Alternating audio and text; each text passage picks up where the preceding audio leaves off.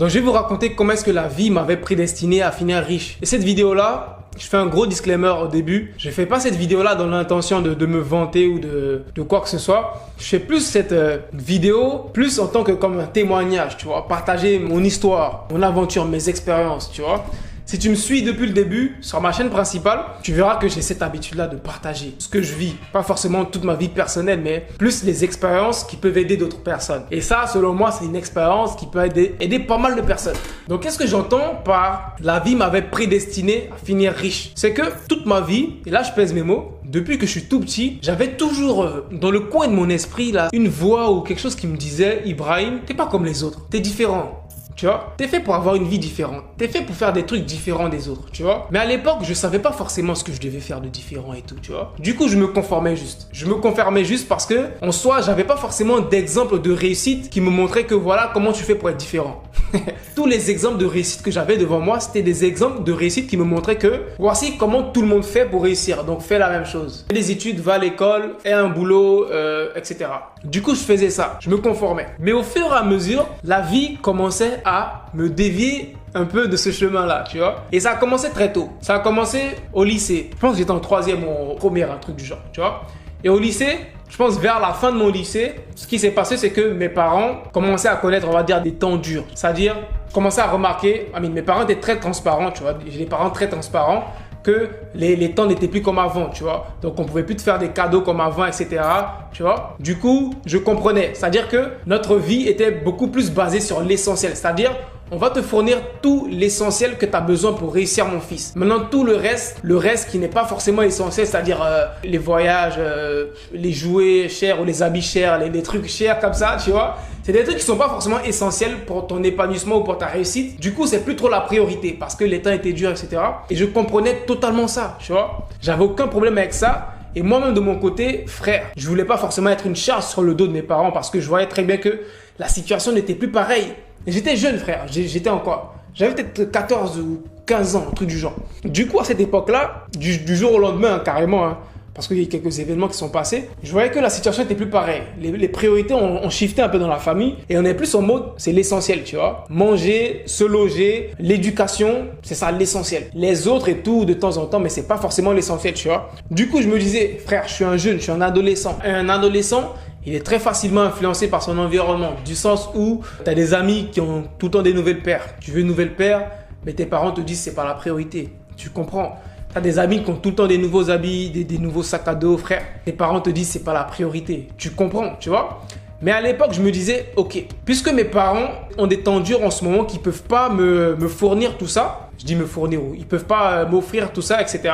Pourquoi pas me trouver un moyen de me débrouiller pour avoir tout ça, tu vois. Et c'est là que mon esprit a commencé maintenant à développer cet aspect entrepreneurial, là, de dire, ok, là, mes parents me fournissent juste avec l'essentiel et je reste un gamin, un adolescent, je veux la dernière paire de Air Max, je veux le dernier ordinateur, etc. Comment je vais faire pour m'offrir ça sans pour autant tomber dans l'illégal, vendre la drogue ou quoi que ce soit, tu vois. Et c'est là que j'ai commencé à faire un peu des trucs entrepreneuriaux à l'époque. Et moi, je me rendais même pas compte que c'était de l'entrepreneuriat. Pour te dire, à l'époque, le mot entrepreneuriat, j'avais aucune idée de ce que c'était. C'est pas comme aujourd'hui où sur Internet, c'est entrepreneur et tout. À l'époque, c'était frère. Il y avait des commerçants, des trucs comme ça. Je savais même pas c'était quoi l'entrepreneuriat. Et le premier truc que j'ai commencé à faire, c'était de me dire, je vais revendre des trucs, tu vois. Je vais revendre des trucs. Au début, je revendais genre des goûters, tu vois. J'étais dans un collège ou un lycée. C'est que c'était interdit de faire rentrer de la nourriture extérieure. Et moi, je me suis dit, ok, il y avait des élèves qui étaient là dans le lycée qui voulaient manger la nourriture de dehors. Et moi, j'avais la chance, chaque midi, je pouvais sortir et aller à la maison. Donc, j'avais accès à la nourriture de dehors. Du coup, tous les gars qui mangeaient à la cantine, qui voulaient la nourriture de dehors, moi, je disais, ok, je vais sortir, je vais acheter la nourriture dehors, je vais la cacher dans mon sac à dos, revenir et je vais vous revendre la nourriture plus chère. Et les gars me disaient, vas-y, hein. Dans tous les cas, nous, on peut pas avoir la nourriture. Et c'est là que j'ai commencé à faire des deals comme ça. Au début, je revendais la nourriture. C'était des nourritures locales, hein. Le garba, tu connais. Les gars qui étaient avec moi au lycée se souviendront de ça, tu vois. On se cachait pour aller acheter le garba dehors et on faisait rentrer le garba en scred à l'école parce que c'était interdit de faire rentrer de la nourriture extérieure et tout. J'ai commencé ça. Je faisais un peu des sous. J'arrivais à m'acheter des chaussures et tout. Après, j'ai commencé à voir plus gros parce que il y a vraiment une limite d'argent que tu peux te faire en revendant de la nourriture, frère. Parce que de base, c'est pas toi qui prépares la nourriture, donc si la nourriture elle devient chère après, tu fais plus trop de bénéfices. Bref, je vais pas rentrer dans les détails. Après, je me suis dit, bon, comment je vais faire pour faire encore plus d'argent? Et c'est là que j'ai commencé à avoir une idée de créer une marque de vêtements. Parce qu'à l'époque, les marques de vêtements, c'était un truc très connu. Supreme, Palace, pour ceux qui connaissent les Hypebeast et tout, c'était un truc qui pétait beaucoup 2015, 2016 et tout.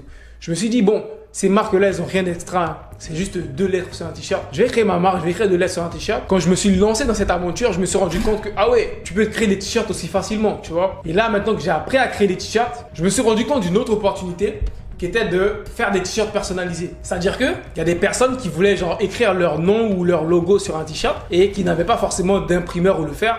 Et moi, j'étais l'intermédiaire. Je le faisais pour eux, je faisais les designs, j'imprimais les t-shirts pour eux et je leur revendais ça à un prix plus élevé. Et ça, c'était toujours au lycée. Hein. J'étais seconde, première, même avant la terminale, je faisais ça. J'ai fait ce business-là, ça m'a rapporté pas mal de sous. J'ai pu m'acheter une PS4 à l'époque, j'ai pu m'acheter un ordinateur à l'époque avec cet argent. Et je commençais à aimer ce goût-là de l'indépendance financière. C'est-à-dire que je fais mon propre argent. J'ai pas forcément besoin d'attendre que maman ou papa me donne de l'argent de poche. Je commençais à avoir goût à ça. Et je sentais que pour toute ma vie, c'est ce que je voulais faire. Je voulais pas forcément être dans une case, avoir un métier, être informaticien, être juriste ou quoi que ce soit. Je voulais pas être dans une case à faire une chose toute ma vie. Je voulais faire ce qui me plaît. Si j'ai envie de faire de l'impression de t-shirt, je le fais. Je gagne de l'argent avec, j'ai envie. Si j'ai envie de faire des vidéos YouTube, je le fais. Je gagne de l'argent avec, j'ai envie. Bref, j'ai envie de vendre des sandales, je le fais. Ça me plaît. Dieu merci, je gagne ma vie avec ça. Et j'ai envie, tu vois. Donc, j'avais toujours en tête ça, que c'était la vie qu'il me fallait, tu vois. Une vie où j'ai pas forcément de restrictions en termes de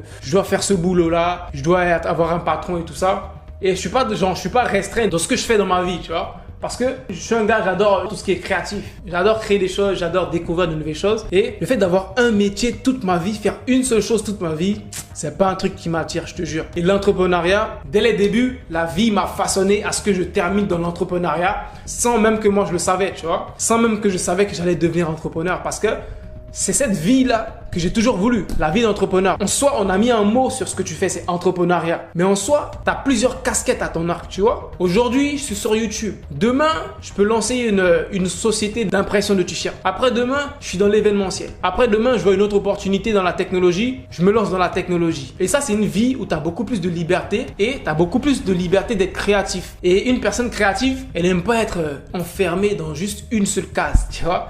Moi, j'ai toujours détesté le système scolaire francophone parce que c'est un système qui t'enferme dans une case. Tôt, dès le bas âge, on te demande choisis une filière. Tu dois être scientifique, tu dois être littéraire. Et une fois que tu as choisi ta filière, reste dedans. Tu vois? C'est-à-dire, à 15 ans, on te fait choisir une filière. À 15 ans où tu n'as aucune idée de ce que tu veux faire de ta vie, on te fait choisir une filière. Et tu dois garder ça jusqu'à la fin de ta vie.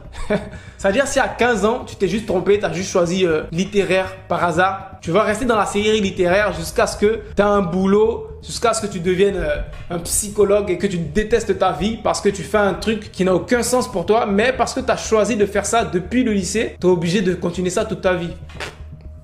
J'ai jamais trouvé un sens à ce système, je te jure. Tu vois, ce système qui veut enfermer les gens dans des cases, c'est un système qui m'a vraiment jamais plu. Et je remercie toujours le ciel, tu vois, parce que je suis très croyant.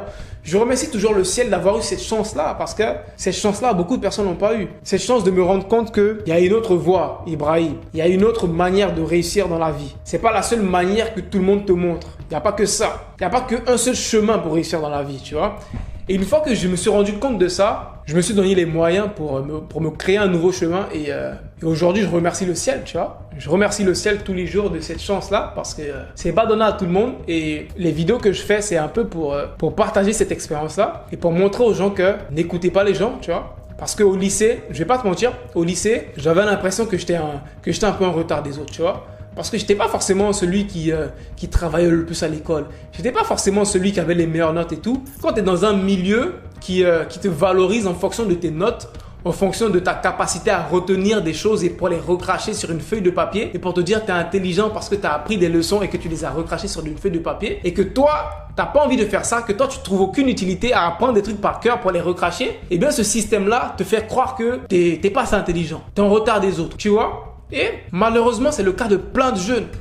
qui sont dans ce système-là leur faire croire qu'ils sont bêtes, tu vois. Des jeunes, ils ont l'impression qu'ils sont bêtes parce qu'ils n'ont pas des bonnes notes à l'école, ils n'ont pas des bonnes notes en maths, ils ont l'impression qu'ils sont bêtes, ils n'ont pas des bonnes notes en français. Leur professeur leur fait croire que vas-y, toi tu dois travailler, t'es en retard des autres et tout. Et franchement, c'est un système scolaire que je déteste. Je pèse mes mots, je déteste le fait de classer les élèves et de se dire non, lui il est premier, lui c'est bien réciter ses leçons, etc. Lui il est dernier parce qu'il sait pas réciter ses leçons. Crois-moi, le plus souvent, celui qui est premier à l'école, qui sait bien réciter ses leçons, et bien dans la vie active, il n'est pas souvent le premier, tu vois. Il est même souvent le dernier, tu vois. Parce que ce genre de système scolaire, il t'apprend à être dépendant du système. Il t'apprend à ce que le système te dise quoi faire. On te dit quoi apprendre, on te dit quoi réciter, on te dit quoi faire. Du coup, lorsque tu es dans la vie active et que tu as un boulot, tu t'attends à ce qu'on te dise quoi faire, tu vois. Tu n'es pas indépendant. Tu es juste un pion de la société, tu vois. Et c'est pour ça que beaucoup de personnes ne peuvent pas entreprendre. Elles vont essayer, elles vont tout faire, mais elles vont échouer dans l'entrepreneuriat. Parce que dans l'entrepreneuriat, tu peux pas venir avec ce mindset-là d'écolier, de personne qui apprend des leçons par cœur et qui vient tout recracher. L'entrepreneuriat, c'est un monde où tu es autodidacte. C'est un monde où tu es indépendant, tu es autonome, tu prends les décisions pour toi. Si tu as pris des bonnes décisions, tu vas manger les fruits. Si tu as pris des mauvaises décisions, tu vas gober les grosses conséquences de ça, tu vois. C'est pour ça que beaucoup de personnes ont peur de l'entrepreneuriat. Parce qu'elles sont habituées à ce monde-là, ce monde féerique-là où on te dit quoi faire, ton boss te dit fais ci, fais ça. Du coup, ils sont à l'aise. Ils n'ont pas forcément envie d'avoir à prendre des décisions pour décider quoi faire de leur vie, tu vois. Et moi, je juge personne. Chacun a sa place dans la vie, mais personnellement, moi, je préfère être autonome.